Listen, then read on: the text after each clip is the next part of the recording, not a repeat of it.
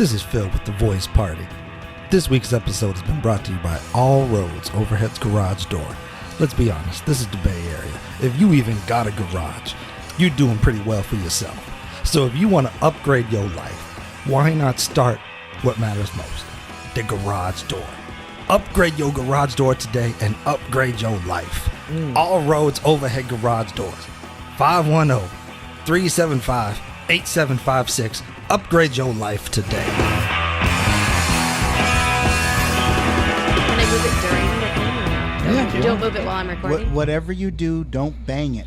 Yeah. Should I spill my mimosa on it? Because we have. Should I spit on it? As long as you're not doing that, you're good. Yeah, this is what our What other is that? co-host does, and he's not here now. Okay. For a reason. For a reason. No, I'm just kidding. He's been fired. He kicked him out.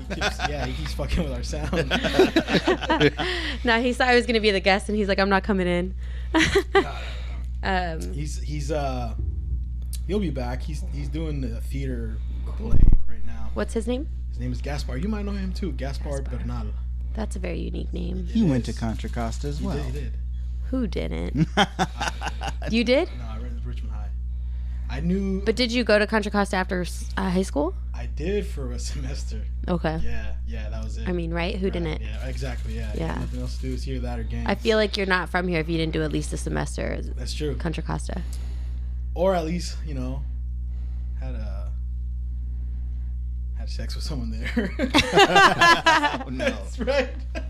Lose your virginity. Yeah, can you hear me? Yeah, I feel like I can't hear myself. Let me turn your gain up. Oh, okay. All right. Is that better? That's Testing, very testing, 1, good. 2, 3, testing. All right. whenever Testing, testing, 3, 2, 1, 1. 2, 3, 4. Can you say something, JD? you're ready. Say something. Oh, there we go. there we go. Oh, beautiful. You have a beautiful voice. Wow, You you did- really do. Thank you. I think you should quit podcasting and become a singer. You know what? I thought about singing, so I sing in my car at night. Okay. Not during the day where people can see you. Yeah, no. Smart. And I did it once. You know what? I don't give a fuck, dude. I'm going to just sing. And an old man pulled up next to me and he looked at me and I got real embarrassed. So I just pulled out my phone and pretended like I was talking because I'm shy when it comes to singing. I've sang in front of one person and she said, "You sound beautiful." And I was like, Ooh. And then you lost your virginity. and then, yeah. Oh, man. Welcome to the Voice Party. everybody. He was very She let you hit it. He was very gentle. No, I'm just kidding. Can we hear a little tune? No. I think that your intro to the podcast should be you singing. Ooh, I think that would be very I personal. think he should sing. You should sing a song since you're a singer. He's a rapper, but he can sing. Let's all sing a song. Fuck it. What do you want to sing? Let me just drink a little bit more because I'm fucking joking. I mean, it's the Christmas season. Do we want Well, I've been told I sound exactly like Mariah Carey, so we should sing shit. "All I Want for Christmas Is You." Yes. Let's do it. I can't sing a cappella though. I need Yeah, somebody put it on their phone. who has it? No. Both of my phones are currently Hold on. on. I actually have a terrible voice. Just to warn you guys, it's Really? pretty bad. Let me see if I can find an We instrumental can even put it version on the of TV. it. We could. We could. Hold on. Let me see if I can find an instrumental version of it. It'd be so cool. While he looks for the song right now, I have to ask you a question. In the holiday season, are you working a lot less because people aren't buying houses? Do people buy houses in this time of the year? Some as people much? do. Yeah. So it slows down a lot in the winter. A lot of realtors get really tired and worn out from the year, start taking breaks, start taking vacations. Okay. I've actually had a lot of luck and success in the winter. Like my first year, I closed like a few deals in the winter, and my best friend was like, "You're like the winter agent. You should go by that because nobody else is closing anything, and you're out here like still hustling." Right now, I'm working a lot, but that's because I'm planning a vacation for the day after Christmas, and I'll be off for 2 weeks straight. So I want to try not to work as much as possible during that time. It's hard when you can work from anywhere because as long as I have my phone and my computer, I can do my job. Yeah. Which is great because it means I can travel and still get stuff done and make money. But it's also bad because then when you travel, you keep working. That's true. So you never really get a real break. So Are you exclusive to one area or do you? so I cover pretty much all of the East Bay, but I mostly focus between like Hayward, Castro Valley, all the way up to Vallejo, that entire stretch. My mom lives in Vallejo, so I feel like comfortable there. The price point is a little bit easier for people, and then I will go through the tunnel like Concord. Still affordable, right? Yeah, it's still yeah. affordable. Yeah. It's like the prices that Richmond used to be, right? Mm-hmm. It's like you could get like a really awesome house for like $400,000 in Vallejo. I noticed that because a lot of my friends that are buying houses are buying in those areas, you know, and just down the street, I forgot what the name of the show is. One of those, it's one of those remodeling TV shows. It's literally a few houses down. Oh, it sold for $1 million. oh, something. yeah, You know what I'm yeah. talking It was about? it was the brothers. The The brothers. Yeah. I don't know their names. I don't watch But their yeah, show. you know what but I'm talking about. Exactly. Yes, yeah. So that house is just Yeah, down the that was block. crazy. Yeah. So if you wanted to go and tour that house, because of course I was like, whoa, that's cool. I should go and see it. Right. You have to like sign up and get on a list and like schedule a viewing, and it's like a little bit more complicated. And I was like, I don't have any clients to buy this house. Yeah, like, no, yeah. whoever's gonna buy that is gonna way overpay for it just because it was on TV. It's kind of crazy. Definitely not millennials, right? Millennials aren't buying houses, are they? Well, I mean, We can't afford to buy houses. can't afford it. Yeah. we aren't here, but like across the country, we are the biggest. We are like going to be the biggest in 2020, I think. Yeah. Because everyone else is dying. But here, yeah, everyone else either already owns a home or they're like dead. So Goodbye, boomer. yeah, boom. Yeah, no, here millennials are struggling, but it's interesting because I'll meet young people who like have these really random jobs in the city and they just have a shit ton of money. Yeah. Sorry, can I curse? Yo, go ahead. Go ahead. Yeah, and they have a lot of money. Like they're not getting bad loans. Like they're not since, you know, what happened in the crash in 2008, like the law has been like, Yeah. you know, super strict, and like loan officers can't just give loans to anybody. So these people can actually afford these crazy expensive like $1.2 million houses. And I'm like, you're really young. What do you do? And it's just some random work at some, you know, Well, I they sell work at apples Uber. on the side. Yeah. You know? They're like, I started a startup. It's an Apple delivery service. Yeah. And I'm like, oh, Apple, like the computer. They're like, no, the fruit. No, like Granny Smith. Yeah. Granny Smith, Fuji. The one Adam and Eve made famous. So, okay, with that, what was it, 2008 when that happened? Because my parents lost their house.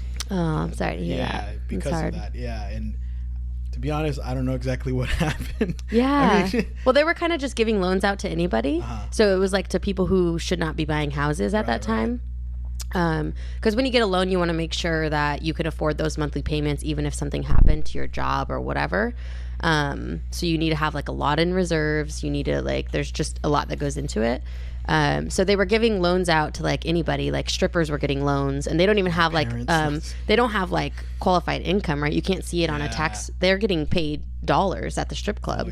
And then they're buying houses with those dollars, which you can't do that. Like it needs to be written down on paper. You need to have your tax returns. Like you need to be able to show proof of income for the last like 2 years. Credit, they were like giving it out to people who weren't qualified credit wise. a lot of illegal immigrants were buying houses. I remember that. It's crazy. Yeah. No paperwork whatsoever. Yeah. Fake names. Yeah, just fake names, fake jobs. Like whatever you write on this paper, we'll believe you. Like I could go in there and be like, I make like $300,000 a year, and they'd be like, cool, here's a house. Like it was like, you get a house and you get a house. It was like the Oprah Winfrey show or something. Yeah. Just throwing out loans like they're.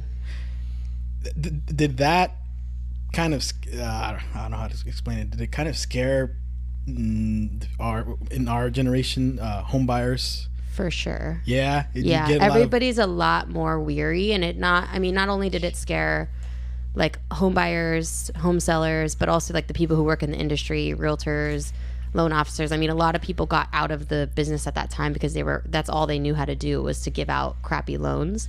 So then a lot of people lost their jobs, and it was just like a total shit show. Yeah. But there are other people who really succeeded during that time. Like one of my colleagues, she got in the industry right as all that was happening. And she just adjusted to what needed to be. So people are expecting, the market goes up and down, up and down. People are expecting that soon there's going to be a sort of down market. Right. And everybody's like freaking out again because they're like, what's going to happen like last time? And people are going to lose their houses. And I'm like, no, these people have a ton of money. They can afford it. Also, the laws are super more strict. The market's not going to crash as much as it did. Like people are waiting for that downturn because then they think they're going to buy a lot of property. Like people just really wised up. And I think people are paranoid. Like when I sit down with them, they're like scared about what could happen. And I'm like, as long as you have a stable job and you know that you could make living, you will be okay if you can ride out that downturn, because as soon as the market goes back up, your house is going to be it's going to be worth more than what you bought it for, as long as you can hold it. So I'm like, if you think you're going to move or lose your job like in the next 5 years, like maybe buying a house isn't for you. But if you feel really stable and you think you could hold on to your house for 5 to 8 years, you're going to ride any up and down that'll come your way. You know what I mean? With that also, I mean, because you have to gain their. So I used to do door-to-door sales for Comcast. Boo. Asshole. I know. What a jerk. I know, dude. Get the fuck out of my house. I got the cops calling me a lot. Salespeople have a stigma of, crooks. Yes. So that's yeah. Nobody wants to be sold to, including salespeople. yeah. Yeah, like we know too that like technically I am a salesperson. That's what I do. right. I sell real estate. But it's very personal because this is my house. It's super personal. Like, this is your home. Yeah. yeah. I don't know how. I have trouble with words. English is my second language. I don't even know why the fuck I podcast. No. You want to do this in Spanish? No. Oh, you speak Spanish? Hell no. Oh, okay. I wish. Wait, what are you? I know this is off I'm topic. Mexican. Yeah. You're Mexican. Yeah. Oh, okay. Yeah. But I don't speak I thought Spanish. you were But I wish Filipina. I wish I really. Yeah. Ooh. Well, because when I first met you, you were with someone who's Filipino. Oh. That's, So you were being racist. oh Okay. yeah. That's Oh, cool. yeah. What- You see. What generation American are you? Second. Second Yes. generation, So my grandmother had 7 kids in Mexico. She moved to America and left those children in Mexico. And then she had another 7 here in America. My mom was included in that American batch. She raised her kids in San Diego, and they had a hard life. They were super poor. They got made fun of because they were Mexican. They just struggled a lot, and there was a lot of them. And so when my mom and all her American siblings grew up, they were like, we're going to Americanize our children. They're never going to get bullied. They're never going to, they're going to fit in this society. And so we kind of lost our culture there a little bit. And so me and all of my cousins in our generation, none of us speak Spanish. And it's pretty sad. But you eat the food. Oh, yeah. Oh, yeah. Okay. Yeah. We eat That's what matters. tamales for Christmas Eve, and then pozole on Christmas. So, Yeah. That's one thing about the U.S. is we tend to embrace the culinary cultural tidbits from immigrants coming over, and I love it, man. You can't find a single person that's like, I don't like Mexican food. Yeah, everybody. like- It's good food. It's good. It's delicious. Yeah. And if anybody kicks up a huge storm about folks, I always say, look, if do you like pozole or not? Then shut up and quit complaining. Like, you know what I mean? Like, This is true. I was gonna say this. Okay, I'm on an empty stomach and I'm a lightweight. Earlier, I was thinking of a question and it just like, oh shit. I'm feeling it. So I apologize for that. What I was gonna ask you is, you did mention like the economy coming or a crash, right? Is that what you said? Like it's coming, right? We call it a down market. down market. That's a nice. That's a nice way to put it. PC award for it. I mean, I don't even like the word down market because I'm like, it's going to be a little bit more buyer friendly. Yeah. Like right now, it's all about sellers. Like sellers have the upper hand all the time. Even if you have like a crappy property, like you're still going to do really well on it. And agents who represent sellers haven't had to sell the property because it will sell. Like, Right. and here in the East Bay, it's like 14 days on the market and it's sold. So for me, I'm like, it's not really a down market. It's gonna shift to being more buyer friendly, where people can actually take a little bit longer to make their decision on whether they want to buy the property. They have more time to do inspections. Like it's just a better all around, in my opinion. And I think but then again, I represent a lot of buyers, right? So I'm like, that's a good thing. Like if buyers can start affording to buy here, if the people who I grew up with, or even the people who migrated here from other places are getting these jobs and they think they're going to make a lot of money, but they don't understand like the cost of living here, and they're going to struggle as well, even if they moved here from another state to like get this amazing job in the city. And you're in the tech industry and you're like, yeah, this is going to be great, and then you move here and you're like, whoa, it's really freaking expensive to live here. So I think those people the door will be open for them to get into the market, I'm hoping. Is this the best area to do what you do? Like, is this, to make more money, or is it I think it's all relative because so I do a lot of like traveling for real estate, and so I get to meet a lot of amazing realtors all over the country, and I love talking about their markets because it's so different, and we're like, wow, that's how you guys do things. It's crazy. So purchase price wise, yes, because we have like such a high price point here. So I make more on each deal than they would on their deals, right? So we're doing the same amount of work, but I'm getting paid more. But my deals are few and far between, where they're closing a lot more business. So it all kind of evens out. Also, our cost of living here is more expensive. So I might be getting paid more on each deal, but I'm spending way more for my rental than they are for their mortgage on their huge 5-bedroom house, right? So it's all kind of relative, and I think it falls more into like what your lifestyle is, and that will help you like decide like what is a better market to work in. So I don't think that there's any difference. Like, I think I could go move anywhere in the country and I could sell there and I would be fine. Because I would make less money, but I would have to spend less money to have the same sort of lifestyle. So. And I can see it being harder to sell stuff around here when you said it is so expensive. It's really competitive. So like people, because you can make a lot in it, people jump into it. And so we have so much competition. I think we also have a huge range between like a crappy realtor and an amazing realtor. Like, we have all of that here, because it's easy to get in. It's super easy to get your license. Really? You take a few classes. You take 3 classes, and you take an exam, and then you get licensed. Oh, really? I mean, it takes a while just because the classes and then this the system is a little bit slow, so they take a few months to even give you your exam date. But it's not rocket science. That's easier than being a lawyer. And you're making pretty decent money like lawyers. That's a good point. We actually write legal contracts. Like, this is a license that helps us write legal contracts, although we're not a lawyer.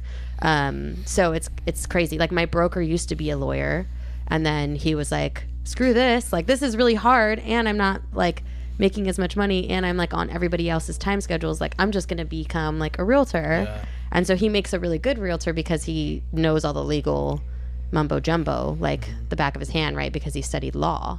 So it is kind of crazy to me that we are writing these legal contracts and we are not lawyers. So there are other states where you have to the deal has to be done by an attorney.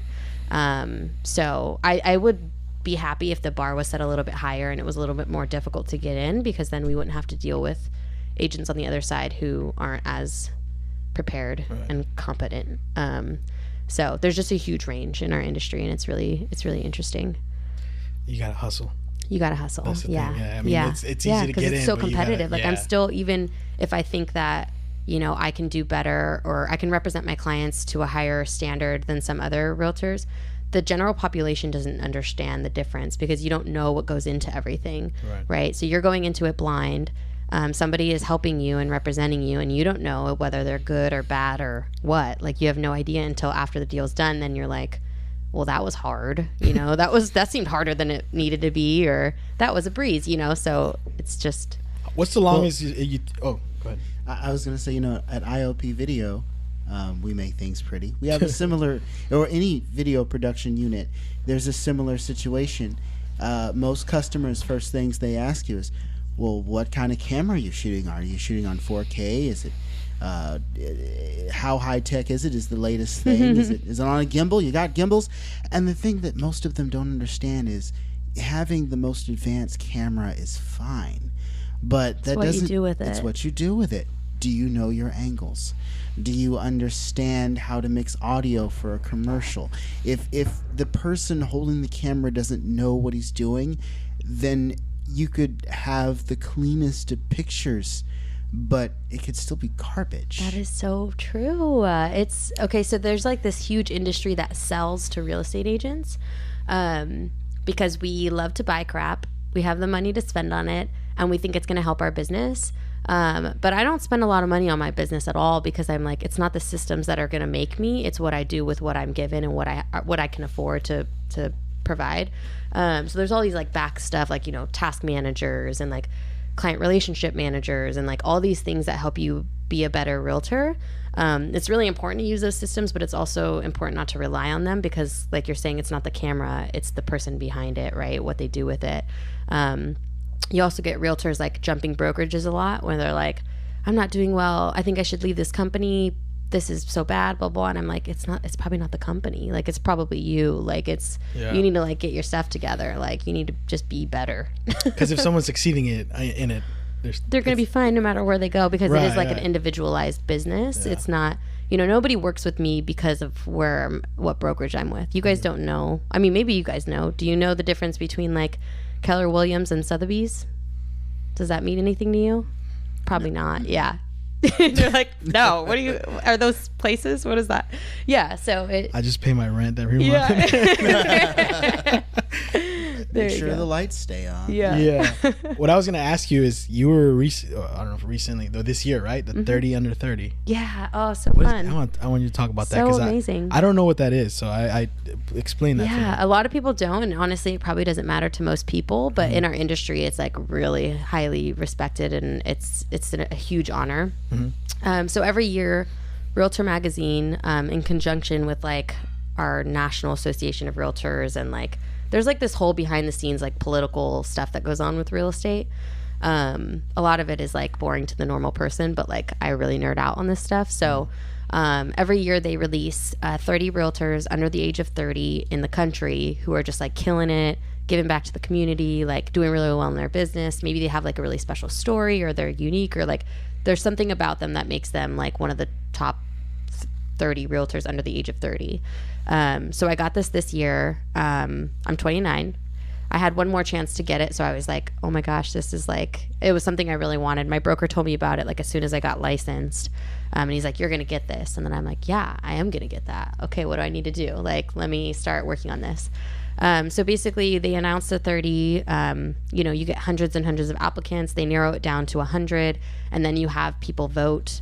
And then whoever gets the top vote, they're the only person guaranteed a spot in the top 30. The other 29 are selected by a group of experts in this industry or whatever. They're selected by a committee.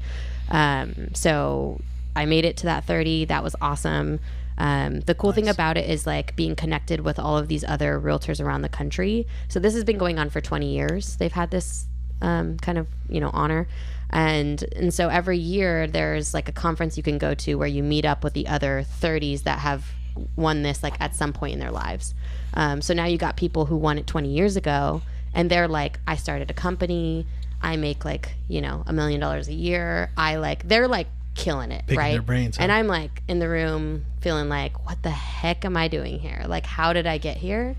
And it was awesome because then somebody stood up and they were like, if you're in this room and you're wondering why you're here because everybody else seems so much more amazing than you, like, don't worry, you're here for a reason. Like, this is a very select group of people, and we saw something in you, and that's why you're here. Like, don't doubt yourself. And then I was like, oh, I'm so glad they said that, because I was like, should I sneak out the back? Like, this is crazy. Why am I here? Like, what can I provide to this group, right? But I'm a newbie, right? So I'm just getting into it. But I look forward in the future, and I'm like, yeah, I would come to this 20 years from now, and I would help whoever's like coming up below me, and I want to like make the industry better, and I want to leave this a better place than I found it. So it's a really great group of like just amazing. Like, if I had any like questions on what I should do in my business, or if I was looking to start a company or whatever, those are the people I would go to. So now I kind of feel like I have these mentors like all over the country, and we all have different markets, so things work differently in different places.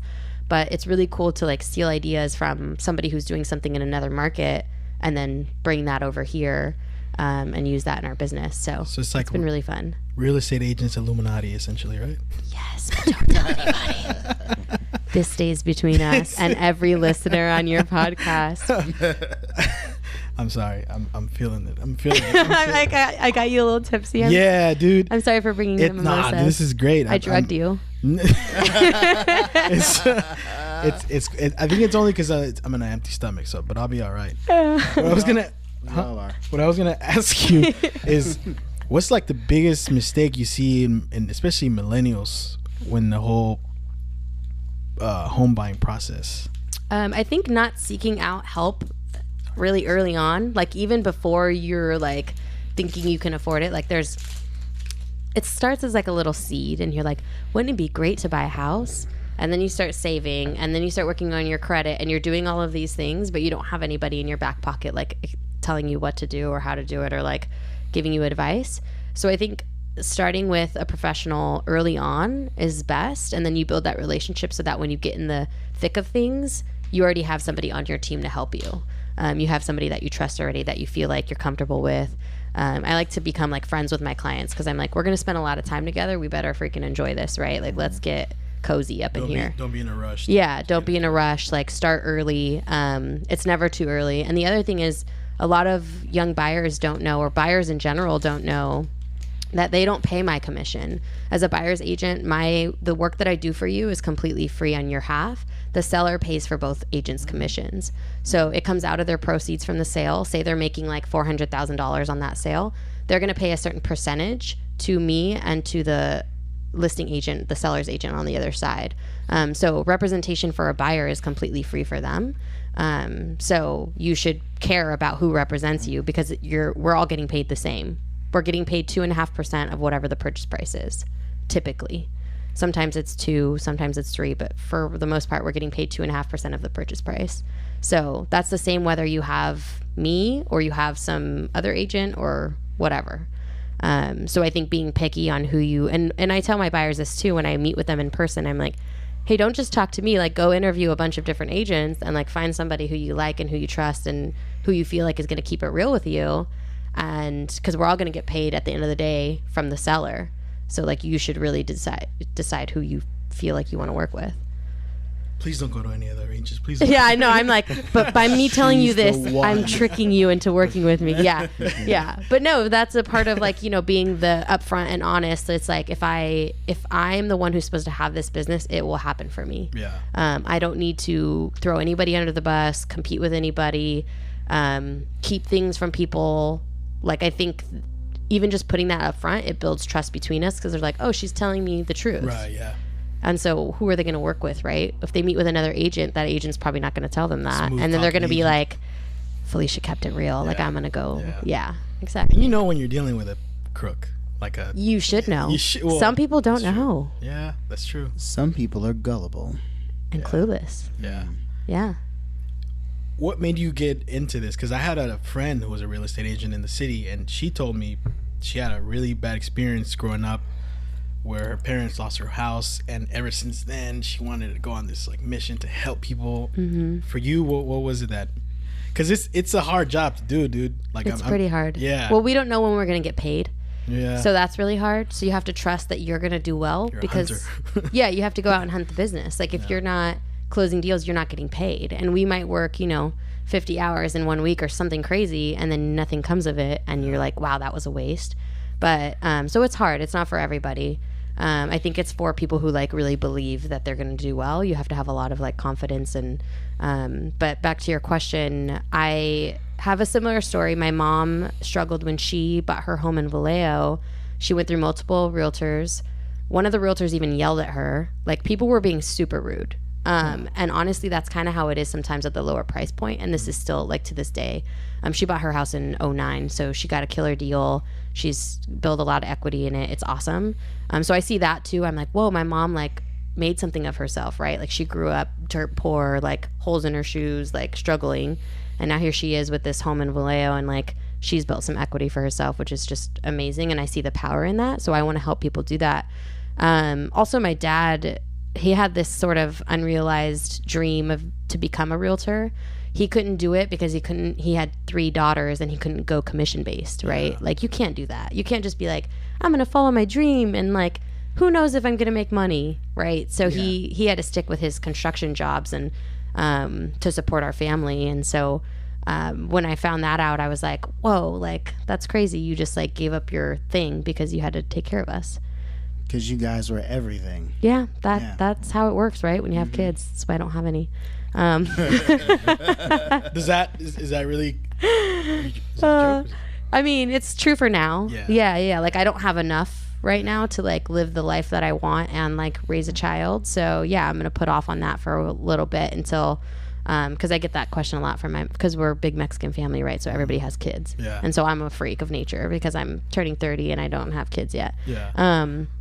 But I'm like, I'm stacking, right? Like I'll get there maybe. And if I don't, I don't. But like, I want my kids to have a certain lifestyle. And so I'm not going to have kids if I can't do that. Yeah. Our millennials, are waiting longer and longer to have kids.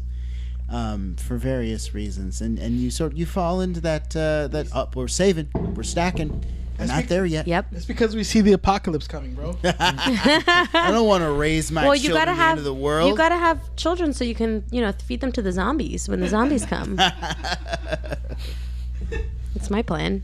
No, yeah, I agree with that. I think people are having kids later and later and later, and it's good and it's bad, but I mean, there's pluses and negatives to having kids, right? But I think anybody who has kids, ultimately, most people are like, that was worth it. Like, I'm glad I did that. So the other thing too is like, I was just telling somebody this, like, I don't know if I actually I think I want grandkids, but like, how do I skip? You know what I mean? Like, can I just skip the kids part and then I just have kids and I get to do the fun part of like feeding them too much candy? You hook up with an older guy who has kids. There you go. High five. Air five. I like it. You had a question earlier that you mentioned about the market. I think you already asked that question. It was all about the housing, or it got brought up, the big bubble that burst in the 2000s. Mm-hmm. She went right into that. Thanks. So I don't think that's gonna happen again. So if anybody's like freaking out, like, oh my god, like, I'm like, nah, we'll be cool. Are you sure? I'm pretty sure. And even if it's not, well, you know what it is that people really wised up the last time this happened. So there's like a ton of people waiting. There's like people waiting for that to happen. So right when it happens, they're going to jump into the market and buy a bunch of property, mostly investors. So the people I work with are going to change. It's not going to be these like, wealthy families coming over from San Francisco. It's going to be like, investors from like other countries or like other states or whatever. Or even local investors. I think people who grew up here saw what happened and they're like, that should be me. Like, I should be doing that. So if the market crashed, say there was like a big bubble burst or whatever, and homes went down and it was like this crazy thing, people would just jump in and buy everything, which makes the market competitive, which brings up the prices. So we kind of do it to ourselves sometimes when we're making a property so competitive that price is going to go up. So the Bay Area is always going to be a desirable place to live. We have the best, we have an amazing weather, we have diversity, we have culture, we have food, we literally have all the things, right? You can drive 4 hours and be in the snow, drive 4 hours the other way and be on the beach. Not even 4 hours, but you know what I mean? Yeah. Like, it's everywhere. Like, we can do anything. And we have the forest. We have, like, all the things. So this will always be a desirable place to be, and I think people really wised up the last time this happened, and so hopefully, if it happened again, it would be local people jumping on the deals and buying stuff because we know how great it is here. But who knows? Do you see do you see a trend of, or do you suspect there'll be a trend of blue collar workers and stuff from the Bay Area, Richmond, Oakland, moving to Atlanta, down south, where houses are a little bit more affordable for their price points? Yeah, that makes my stomach turn. Yes. Yeah, it's already happening. We have an influx of people moving to Portland because Portland also has amazing food, interesting culture, but there's just so many white people there. So I think it's hard for people of color to move anywhere else. Like me and my family, we've talked about like, what if we all just picked up, right? Like, because I can't just go because my whole family's here. But what if everybody picked up and moved to another place? Even if we did that, we'd have each other, but it's very hard for us to envision ourselves living somewhere where there's not other people of color around. So I think that's going to play a factor. And so, yes, Atlanta, places that still have some culture there, I think that's going to be, there's going to be an influx in those places. I mean, for the price of a 2-bedroom, 1-bathroom here, you could get like a 5-bedroom with a pool, right? So it's the quality of life. I think it depends on what you see as the quality of life. Like, what matters the most to you? Do you care more about being here where there's like good weather, good food, like diversity, all these things, or do you care more about being comfortable in your home? And for a lot of people who just stay in their house all day and never take advantage of living in the Bay Area, I'm like, why are you here, right? Like, that's fine, just go move somewhere else. You can do that anywhere. Like, you could be happy anywhere. If you are a homebody, all you do is stay at home, go to work, go home, go to school, whatever you do, you could do that anywhere. So like, why are you paying these ridiculous Bay Area prices? But it's, for a lot of us, it's because our family is here and our friends are here and our community is here.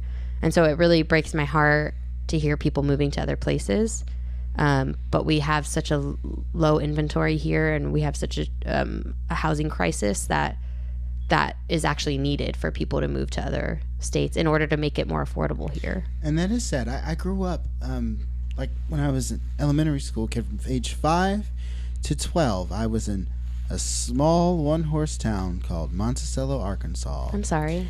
I love everyone there, but Shout out. the only Chinese food, the only Asian restaurant we had was a place called the Fortune Cookie. How trite is that? That looks like it's ripped right out of a 1960s cartoon show, like Underdog walked into the Fortune Cookie, you know? And so like the closest thing to Mexican food that I had encountered during my stay there was the Taco Bell. So, you know, moving out here, it was like, oh my gosh, not only are there Chinese food places with actual Chinese names written on them, but there's like Burmese food and Indian food. There's museums. There's independent movies. What's that? You mean movies that Michael Bay hasn't made? What's going on? Like, I am never going. I don't care if I end up homeless and just have to like stack up change on the roadside to go to pay a museum ticket. I ain't leaving. Speaking of homelessness, Never going back. My God. I was in Berkeley the other day, yesterday. And Oh, you poor man. Yeah. And all these fucking tents. It's like it's getting bigger and bigger every time I drive by there in Oakland. Berkeley is crazy right now. Yeah. You were telling me that like Fantastic Comics just had their rent raised to like $20,000 a month. Oh, a comic book store? Yeah. And my shop where my business is, I'm just surrounded by all these closed up businesses. Nobody can afford to live in Berkeley. Nobody can afford to run a business in Berkeley.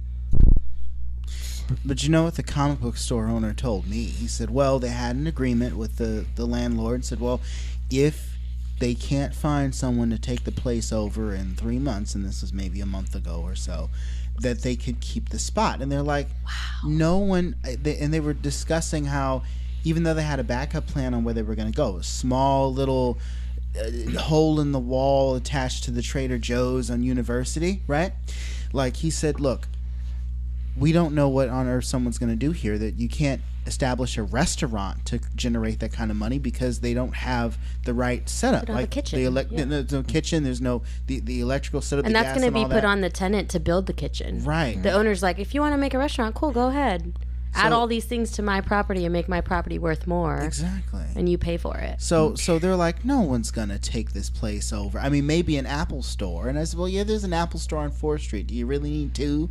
You know, like. Yeah, you kind of do. It's really busy. Yeah, and like forever to get an appointment there. And we just had like new property owners take over the building that our business is in, and we've been there since like '95, and they tried to like raise our rent to some astronomical price and charge us for our parking spot in the garage and all this stuff. Shit. And my boss is pretty savvy, because apparently he just like pointed to all the abandoned businesses and was like, they've been out since 2014, they've been out since 2012, they've been out since 2016, they've been out since 2011, and just told the new property owners, it's up to you whether you want rent every month or not, because I'm not paying that price. And then they backed down and let us stay at our current rent.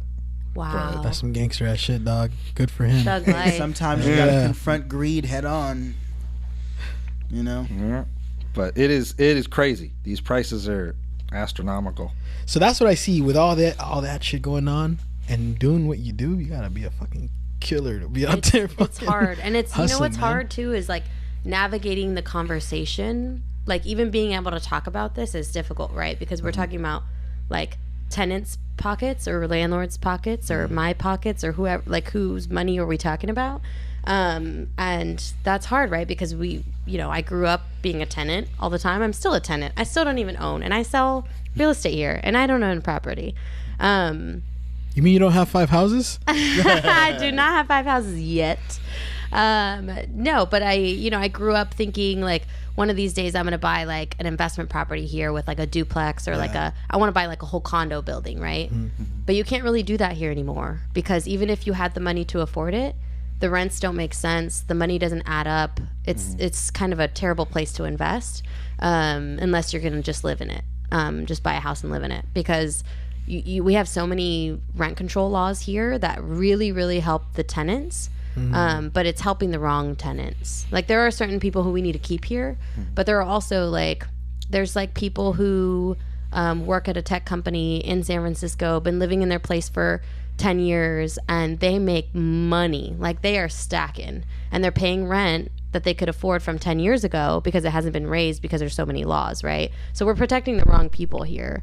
I almost think that we need to make it like income based or something. Like we need to know who deserves to have these rent control units and who needs to get out and pay the market rent, right? Because it's just terrible. Like Monica from Friends living in her grandma's apartment. Oh my gosh. Yeah. So I used to work for a public access TV station in Berkeley, and we would cover like city council meetings all the time.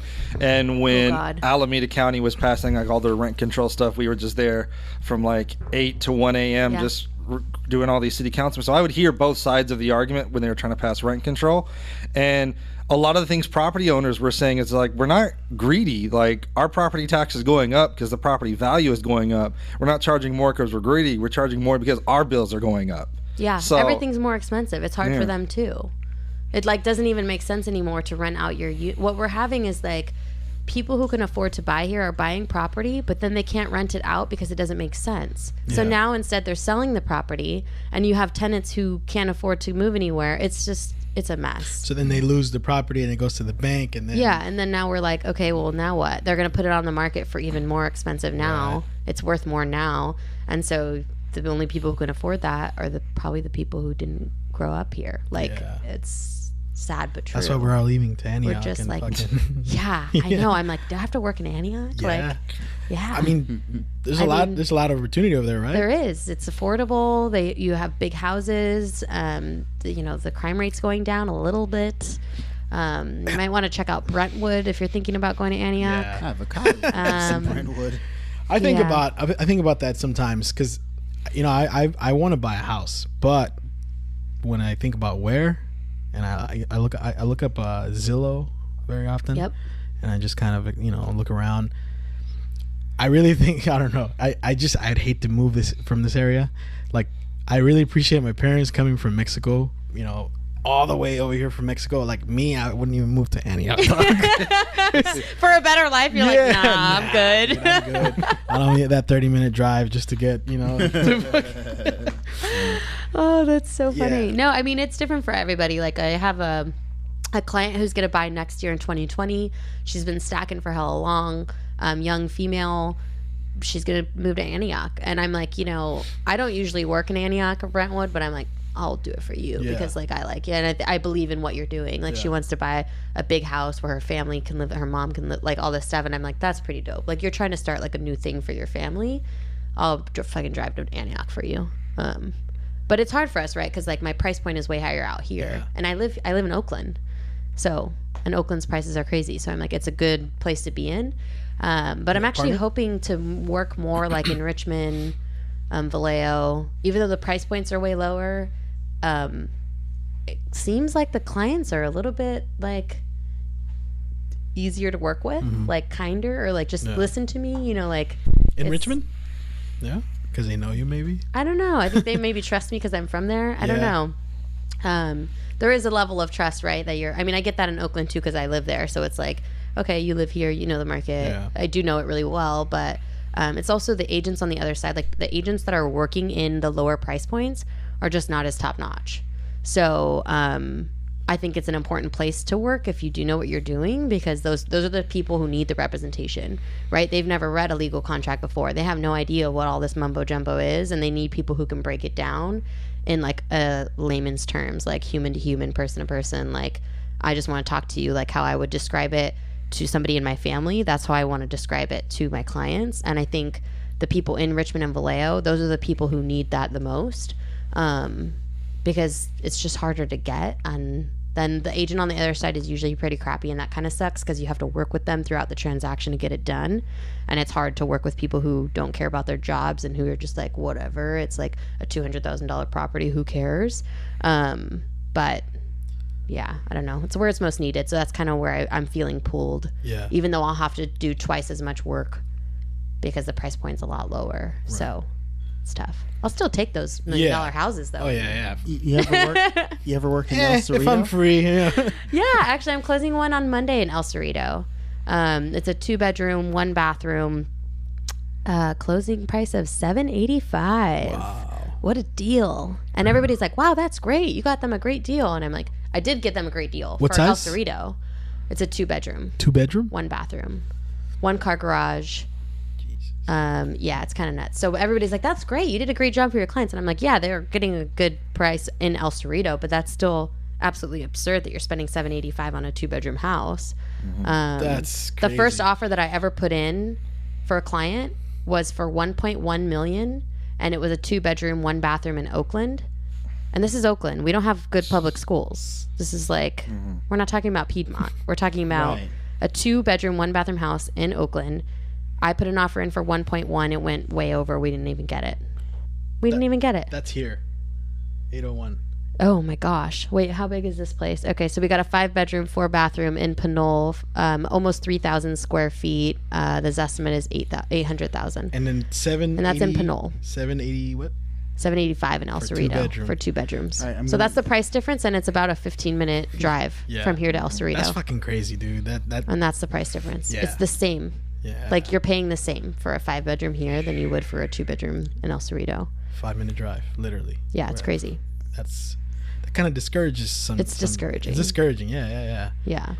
Unless you're trying to sell your house. I understand. Oh yeah. And then it's really exciting. I'm closing out this Mariah Carey instrumental as we speak, and I'm Googling my own house. I'm going to show you. Oh, I forgot we were going to sing. We were going to sing. Well, the good thing is that I'm on my 2nd mimosa now, so I'm good to go. I'm ready to sing. Also, I recently had to learn the entire Mariah Carey Christmas song. Because we're doing like this carpool karaoke style mashup from realtors all over California. Oh, nice. So it's gonna be cool. I'll be featured. I'll make sure to show it. And you guys we could put a link on there Yeah. once this just comment on there like, "Oh my gosh, Felicia sounds just like Mariah Carey. This is amazing. Like, hype me up. Help me out." You recently got engaged, if I'm not mistaken. I did not. Oh shit, my bad. I recently have a boyfriend. Oh, that's what I saw. what it was. Close enough. He's new. He wishes we got engaged. He would be so lucky. My bad. I thought. No, he's amazing though, and it's actually kind of funny because we work together. He's a loan officer. Oh, okay. So he does loans. I sell houses. It's like a match made in heaven, right? Oh yeah. Match made in real estate heaven. So that's kind of interesting because we've been working together for like 3 years, and Dipping your pen in the company ink. now I have to tell clients, right? Like, hey, this is the lender that I'm recommending to you, but just He's so hot. you know, I'm also sleeping with him. No, just so you know, he's my partner, not in business, but also in life. So it's an interesting. Most people don't care, but I feel like I might be a little bit biased. But also, he was the one I recommended before we started dating. Yeah. So it's like. It's kind of weird. Like, who sent you, Felicia? Done. Yeah. Approved. If you want a good deal. No, it doesn't quite work like that. But I like to keep things fair. The way I do it for clients is I recommend 3 different lenders. Yeah. And I say, speak to all 3. Same thing with realtors, right? Like, speak to a bunch, see which one you trust, see which one you feel comfortable with, which one gives you the most education, because that's what you're here for. You're here to be educated, and then go from there. And also, like, obviously, who gives you the best interest rate? But like in the long run, in the Bay Area, you won't get the house if you don't work with a good lender. So it doesn't even matter if you get the best interest rate ever. Like, say you go with like Chase or Wells Fargo or whatever, you get the best interest rate. It's awesome. It's such a good deal. You're going to be like saving like $50 a month. But you won't get your offer accepted because we don't want to work with them. Like the listing agent, the agent that's representing the seller is going to tell the seller like, hey, Wells Fargo sucks. Don't work with them. You need to work with like a local lender. We don't want to accept this offer. You're out. Right. And then you just won't get a house. And now you're screwed. So what's the point of saving $50 a month if you don't have any, like you won't get it. So we try to steer clients to working with local lenders. Also, it just keeps the money local. We like to support local businesses, and I think that's really important as like connectors in our community, right? That's what our job kind of is to connect people with other people. Or connect them with their houses. It's like we want to keep the money local. We want local companies to represent us. Everything goes a lot more smoother. You're not going to have to wait for documents that need to ship from, or that you need to get from like another state super far away because that's where their headquarters is or whatever. There's a lot of reasons why, but so I always like give them a few options and I'm like, see which one you like best. I like all three. It doesn't matter to me who you work with. My boyfriend probably doesn't like that I do that, but right? Because like what lender wants you to be like, go ahead and check out other lenders. Like this one's cute, by the way. Yeah, but this one's the hottest, so you'll love him. Is it easier to buy a house now with like a lower credit score? So I'm over here crossing my fingers. yeah, he's like, please tell me that I could buy a house. There are a lot of programs that will allow you to have a lower interest score. So your credit score doesn't matter as much as you think it does. Like you'll get a little bit of a lower interest rate, but it doesn't matter as much as you think. Okay. And a good lender will be able to tell you over the phone like what they think you can afford, and then they will put you on a program to do better. Like if they're like, yeah, you can afford this, but in a year, if you do these things, you can afford this. So even just like getting that advice from them, and they're happy to do that because maybe it'll amount to business later, right? Whenever you are ready, hopefully you'll go back to that same person. So the lenders that I recommend are very big on like educating, which is my main thing. I'm like, all I want to do is like educate the shit out of you. I'm going to shove all this stuff down your throat, right? Like you're going to learn this whether you like it or not. And then when you're ready, you'll come to me because you remembered that I helped you, right? Even when you couldn't afford, I was the one who stuck by your side and helped you. And the lenders are the same way. So you guys are like the Jay-Z and Beyonce of the real estate. I mean, basically. Yeah. Okay. All right. That makes sense. It's essentially it's like a personal trainer of finances. What there you the go. lender does, yeah, right? Yeah, exactly. That's awesome. Yeah, because the process. I've never actually talked to a real estate agent about I want to buy a house because don't do that because then they're going to be calling you and emailing you all the time. Unless it's me, talk to me. I just moved from out of town and I want to be a star. You know, like it's that. So that's. I mean, my credit it's better than it was before, and you're doing a lot of work on yourself. Yeah, it's hard, man. Yeah, it's hard. Take it easy though. Give yourself a break. Pour another glass. It's fine. Yeah, he's eating as we speak. So let me ask, how accurate are real estate websites like oh, you little angel, Zillow.com? Yes. Which I looked up my own property on just now. And do you feel like it's accurate? Well, you tell me. You're the expert. Take a look. Pass this See what stuff. we got here. You guys want to know what he has? I'll say his address. It's 2. No, I'm kidding. I'm kidding. Wait, okay. So you have a house in El Cerrito. Awesome. It's a 3-bedroom, 2-bathroom, a little over 1,700 square feet. Oh, beautiful. You got views. This looks like it has views. All the views. The Zestimate for this is $849. This is actually low, in my opinion. I was thinking that. I think it's a little low. So my neighbor cleared one for like, oh my gosh, I don't even want to say. Do you know? Say it. It's like $1 million. Yes. Like 1.5. Really? Good for you, Across dude. the street, my neighbor. Yeah. When did you buy this? Oh, my grandparents bought it back in like years ago. Yes. This house Keep it was in the built fam. 1950, You on the wheel, bro? I'm not gonna get into all that right now, but I'm the only grandchild and the only child. Oh yeah. Oh yeah. So even if I wasn't Wait, on do the they will, have where a will? else is Because it I know an going? estate planner if they need one, because they need to get this. A lot of people don't do it and they just assume it's going to be passed down. It gets really complicated if you don't create a trust. So you need a living trust. If you guys need somebody, hit me up. I'll send you their information. But thank you. Yeah, I think this is a little low in my opinion, because the clients that we're closing on Monday.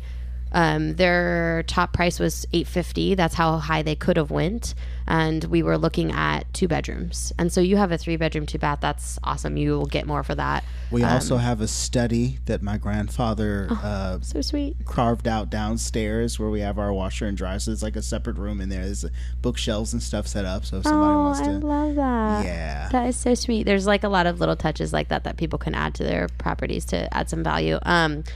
But Zestimates, so every realtor who is actually involved in the industry hates Zillow. It's like our nightmare, right? Because it's where clients go to get their information, and we want you to come to us. I'm like, come to me for the information. I will tell you. I will send you legit information. I will send you everything that's sold in your neighborhood over the last 6 months, and I know which streets to look on because I know which street is similar to your street. Like, I don't want you to just look at a giant radius of like all of El Cerrito, because all of El Cerrito is not the same, right? Like all of any city is not the same. It depends block by block by block, and that's not what Zillow does. They can't do that. It's a system. It's not a person, right? It's not somebody using their brain and their local knowledge to make these decisions.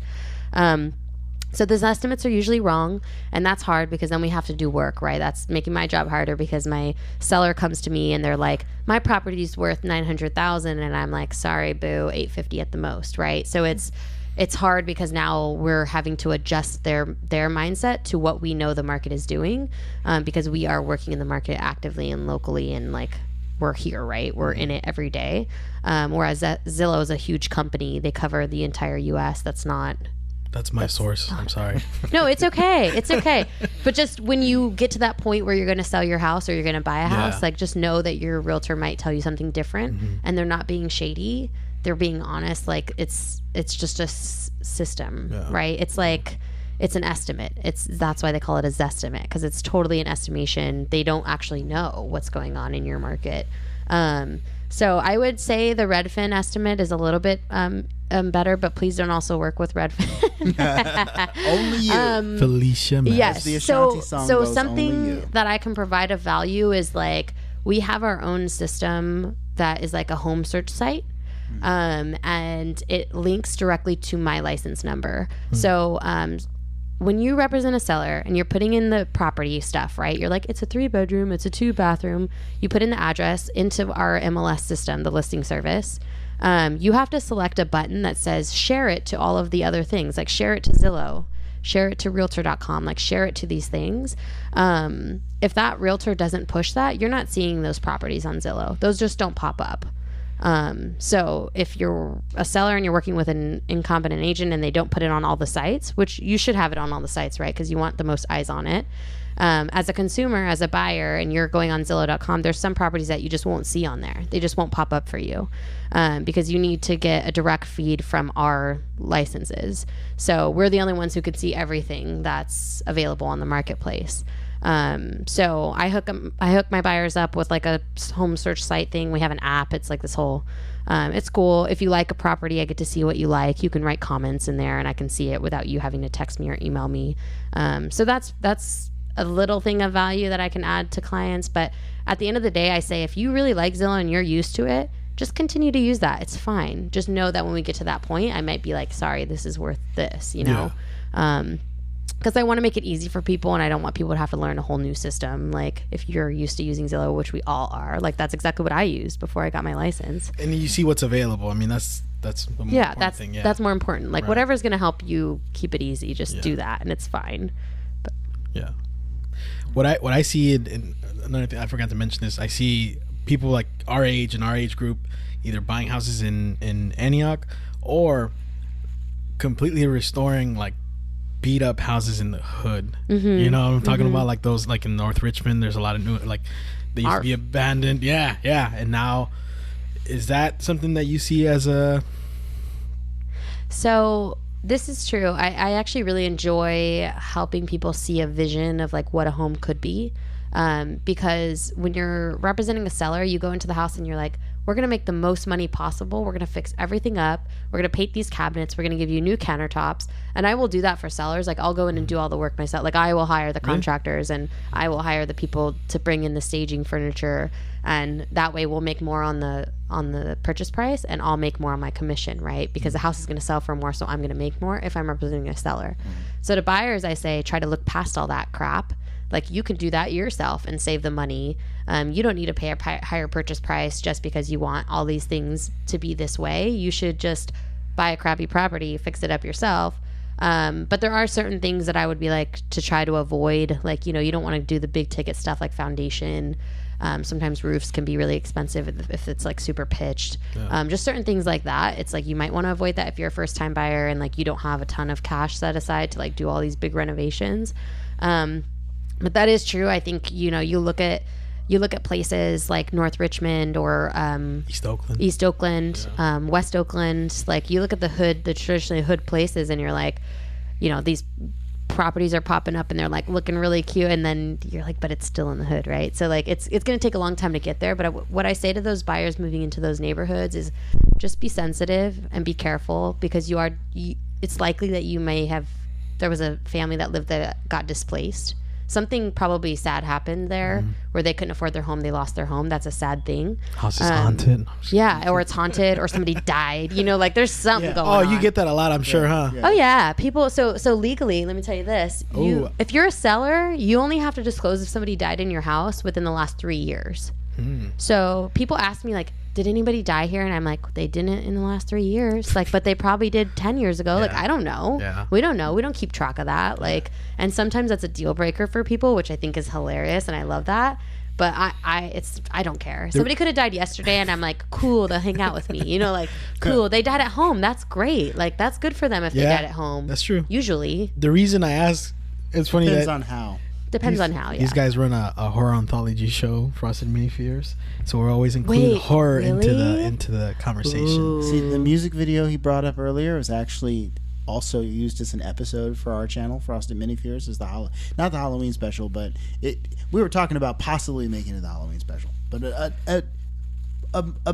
a much more interesting film for the Halloween special. Okay, I need to see what this is all about because I love horror stuff. Oh, really? I'm all about it. Well, that was what I was going to ask, like, because I know what it was like 2-3 years ago, the Amityville property was sold, and I just think, like, who the fuck bought that shit, man? Like, some creepy motherfucker. yeah. So I know you get that a lot when freaking you said, oh, I don't want to buy it. You know, everything's bought a fun place. Like, yeah, I like the price. I like the house. Everything's perfect. Yeah, and they're like someone died here 2 years ago. Oh shit. That happens. Yeah, that totally happens. Or like properties that sell that are across the street from like a cemetery. People don't like that. Yeah. So your value is going to go down. But you know that when you buy it, right? It's like the cemetery was already there. You moved in here knowing that you're not going to sell it for as much as your neighbor on the other block. Have you ever heard of that ruining a wholesale? Like a murder happened or something like that? Well, so we usually know that up front. So like, you know, you get these disclosures from the seller. It's anything that the seller has to legally disclose to you. So it's like, is there any neighborhood noise? Has anybody died in the property in the last 3 years? Like, it's things like that. So, you know, did you have a rat problem or whatever? You have to disclose that as a seller. If you don't, you can get sued. What? So, like, that's our job to help them disclose that. Yeah, because later you could be like, the seller knew this, right? What often happens is, like, the seller doesn't disclose that there's a leak and that there's water pooling near the foundation. And then the next year comes around when it starts raining, and then your buyer calls you and they're like, there's a leak, everything's fucked up. I looked, it looks like they fixed it. They tried to paint over it. They did like some shady stuff. You can sue that seller because they didn't disclose that. That happened to you guys? With when they lost the house before they lost it, there was a leak in the roof and something in the contract that the real estate agent had to actually get someone out there to. Wow. Yeah. That happens. That happens a lot. Sometimes it's not worth it because you do have to pay for attorney fees and all that to sue the seller, but. So oftentimes it's like, sorry, as a home buyer, this is something you have to cover. Yeah. But speaking to a real estate attorney can really help make that decision. And if anybody needs one, I also have a great attorney. So. Damn, so you're connected. That's kind of our point. Yeah. It's like, you know, you have to come to me to get all the contacts, right? It's like, keep in contact with me. Don't forget about me, right? We want to stay top of mind at all times. So it's important for me to connect with other local businesses that we might be able to help each other out because they might know somebody who needs to buy or sell, and then I might know someone who needs their legal advice, right? So it's full circle. All right. So let me ask you this. Right now, me and my girlfriend are like staying with family. Cute. Right, she is. So we're looking at like getting our own place, but like with the way the market is, rents are so high. It's like, well, we might as well just buy a place. That's practically a mortgage payment. Yeah. So in your opinion, with the way things are now, would it make sense to skip the renting process and just jump straight to home buying, or rent and try to save on the side? Like, what's your professional opinion? My professional opinion is to stay with your folks as long as you possibly can. Okay. I really regret not moving back in with my mom, but I couldn't do that. Like, I just couldn't. I was like, but if you're already there, stay there as long as you can until you have enough saved up for your down payment. We're actually seeing that a lot with our generation, with millennials. They're moving back in with their parents, they're saving a ton of money, and then they're going and making their own investments. I think we really wised up to that. Like, you know, we know that we need to save money, and paying somebody else's mortgage while you're like, because you're paying rent, that's not going to help your bottom line, and that's just going to make you struggle longer, and it's going to take you even longer to buy a house. So if you can put up with it, stay with your folks as long as possible. Save up that money, build your credit, do all the things, and then buy your own place. And what I'm kind of advising people too is like, if you're comfortable living with other people, why don't you buy like a single family house and rent out the rooms? Like get some roommates, or like, so there's a lot going on in like the East Bay with like building ADUs in your backyard. So that's an accessory dwelling unit. So it's a separate little, it's kind of like a tiny home, right, that you put in your backyard. What is awesome and what I think is like super smart is if you buy as a young person or a young couple or even like an older person, a lot of seniors prefer living in those small homes too. They're comfortable with that.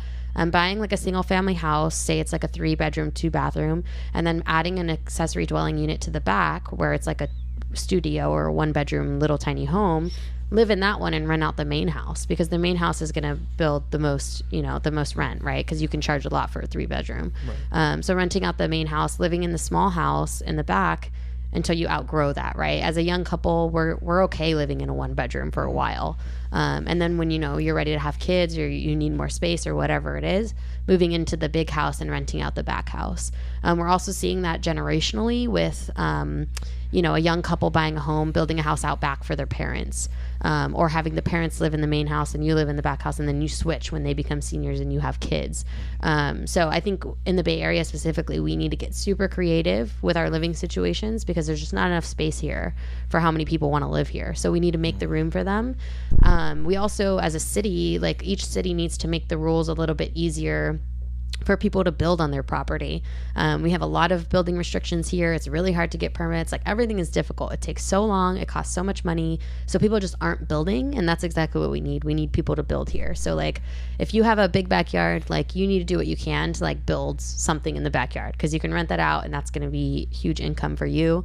It's something like if every property in Berkeley who has a big enough backyard to build an ADU, if we did that, we would have like thousands of more units. Like that would help so much with our housing crisis. Like, because I don't know about you guys, but I'm totally cool living in a studio. Like I do not care. Like that is fine for me as long as I get to stay in the Bay Area. We're sitting here in JD's amazing studio. This is great. Where like the this is exactly is what produced. It's Yes. a studio in multiple meanings. Yeah, we never mentioned where this is filmed. So this is being filmed in your studio, Yeah. which has a bed for him to sleep in, a full-size studio where I sit here. very comfortably on this couch. Yeah. And it also has a stage for playing music. I don't know if you're musically inclined, but it looks like there's some instruments It's a in the drum corner. set, electric drum This is set. also a boxing gym. So you could do some boxing here. She's selling right now.